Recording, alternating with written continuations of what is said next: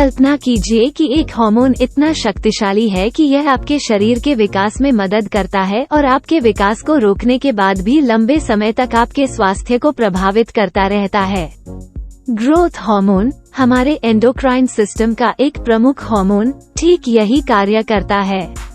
जिस क्षण हम पैदा होते हैं उसी क्षण से ग्रोथ हार्मोन हमारे विकास में मदद करता है और हमारे शरीर खुद की मरम्मत कैसे करता है, हम भोजन का मेटाबॉलिज्म कैसे करता है और यहाँ तक कि हम कैसे सोते हैं, इसमें महत्वपूर्ण भूमिका निभाता है। आइए हम ह्यूमन ग्रोथ हार्मोन की आकर्षक दुनिया का पता लगाएं और उन विभिन्न कारकों की खोज करें जो इसके सिक्रीशन को नियंत्रित करते हैं और हमारे दैनिक जीवन को प्रभावित करते हैं।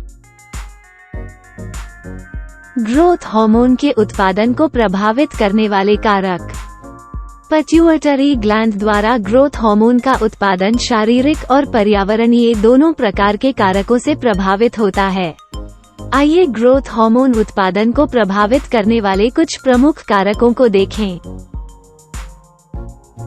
उम्र। ग्रोथ हार्मोन का उत्पादन बचपन और किशोरावस्था के दौरान सबसे अधिक होता है, यौवन के दौरान चरम पर होता है और उम्र के साथ धीरे धीरे कम होता जाता है। वृद्धा वयस्कों में ग्रोथ हार्मोन का स्राव काफी कम हो जाता है। नींद वृद्धि हार्मोन के नियमन में महत्वपूर्ण भूमिका निभाती है।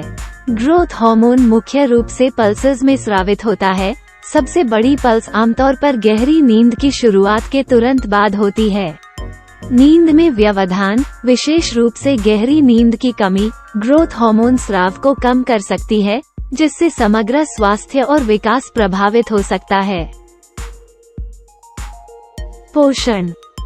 पोषण की स्थिति ग्रोथ हार्मोन उत्पादन में महत्वपूर्ण भूमिका निभाती है। उपवास और निम्न ब्लड शुगर का स्तर ग्रोथ हार्मोन स्राव को बढ़ा सकता है, जबकि उच्च कार्बोहाइड्रेट का सेवन इसे दबा सकता है। ग्रोथ हार्मोन सिंथेसिस के लिए पर्याप्त प्रोटीन का सेवन भी महत्वपूर्ण है। व्यायाम ग्रोथ हार्मोन रिलीज का एक शक्तिशाली उत्तेजक है। हाई इंटेंसिटी वर्कआउट्स जैसे वेटलिफ्टिंग और स्प्रिंटिंग को अस्थायी रूप से ग्रोथ हार्मोन के स्तर को महत्वपूर्ण रूप से बढ़ावा देने के लिए दिखाया गया है। यह वृद्धि मांसपेशियों की वृद्धि को बढ़ावा देने, शारीरिक प्रदर्शन में सुधार करने और रिकवरी में सहायता करने में मदद करती है। तीव्र तनाव, चाहे वे शारीरिक आघात हो या भावनात्मक तनाव, शरीर की स्ट्रेस रिस्पॉन्स सिस्टम को ट्रिगर कर सकते हैं, जिसे हाइपोथैलेमिक पिट्यूटरी एड्रीनल एक्सिस और सिंपैथेटिक नर्वस सिस्टम के रूप में जाना जाता है।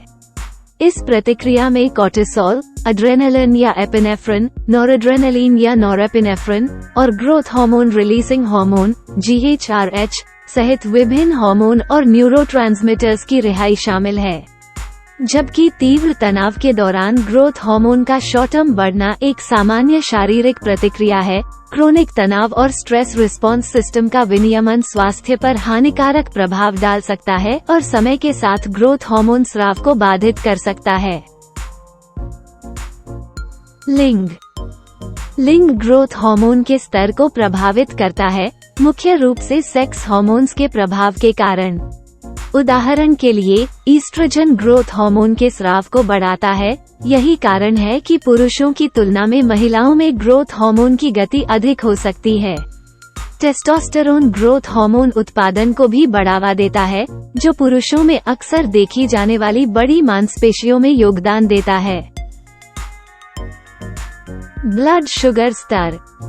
हाइपोग्लाइसीमिया या निम्न ब्लड शुगर ग्रोथ हार्मोन स्राव को उत्तेजित कर सकता है, जबकि हाइपरग्लाइसीमिया या उच्च ब्लड शुगर इसे दबा सकता है। इंसुलिन का स्तर भी एक भूमिका निभाता है। कम इंसुलिन का स्तर ग्रोथ हार्मोन के उच्च स्राव से जुड़ा होता है। शरीर की संरचना। एडिपोज टिश्यू या फैट हार्मोन उत्पन्न करते हैं जो ग्रोथ हार्मोन स्राव को प्रभावित कर सकते हैं। एडिपोसाइट्स द्वारा निर्मित लेप्टिन ग्रोथ हार्मोन स्राव को उत्तेजित कर सकता है, जबकि पेट में फैट का बढ़ा हुआ संचय ग्रोथ हार्मोन स्राव को दबा सकता है। स्वास्थ्य की स्थिति। कुछ स्वास्थ्य स्थितियां जैसे कि पिट्यूटरी ट्यूमर्स सीधे ग्रोथ हार्मोन स्राव को प्रभावित कर सकती हैं।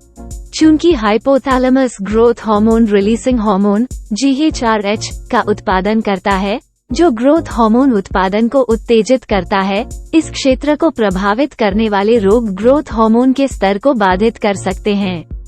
इसके अतिरिक्त क्रोनिक बीमारियां, कुपोषण और मेटाबॉलिक डिसऑर्डर्स ग्रोथ हार्मोन के स्तर को प्रभावित कर सकते हैं।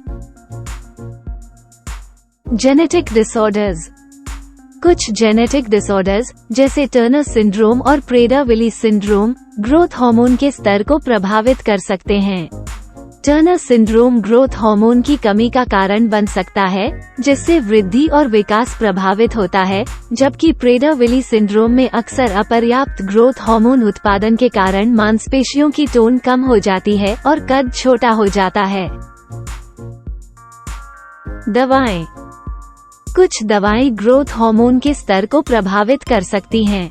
उदाहरण के लिए ग्लूकोकॉर्टिकॉइड्स ग्रोथ हार्मोन उत्पादन को दबा सकते हैं, जबकि बीटा एगोनिस्ट्स और ईस्ट्रोजन इसके स्राव को बढ़ा सकते हैं। इसके अतिरिक्त ग्रोथ हार्मोन स्रावी दवाएं जो पिट्यूटरी ग्लैंड को उत्तेजित करती हैं, का उपयोग इसके उत्पादन को बढ़ाकर ग्रोथ हार्मोन की कमी का इलाज करने के लिए किया जाता है। पोषक तत्वों की खुराक। आर्जिनाइन और ग्लूटामीन जैसे अमीनो एसिड्स का उपयोग कभी कभी ग्रोथ हार्मोन उत्पादन को प्रोत्साहित करने के लिए किया जाता है। इन कारकों को समझने से न केवल ग्रोथ हार्मोन से संबंधित स्वास्थ्य स्थितियों के प्रबंधन में अंतर्दृष्टि मिलती है, बल्कि हमें अपनी जीवनशैली के बारे में सूचित विकल्प चुनने में भी मदद मिलती है। अपनी आदतों को प्राकृतिक ग्रोथ हार्मोन उत्पादन को बेहतर ढंग से उत्तेजित करने वाली चीजों के साथ जोड़कर हम संभावित रूप से अपने समग्र कल्याण और जीवन शक्ति को बढ़ा सकते हैं। संबंधित लेखों और अपडेट्स के लिए नीचे दिए गए डिस्क्रिप्शन को देखें। हमें उम्मीद है कि आपको यह वीडियो उपयोगी लगा होगा। कृपया जुड़े रहने के लिए लाइक और सब्सक्राइब करें। धन्यवाद।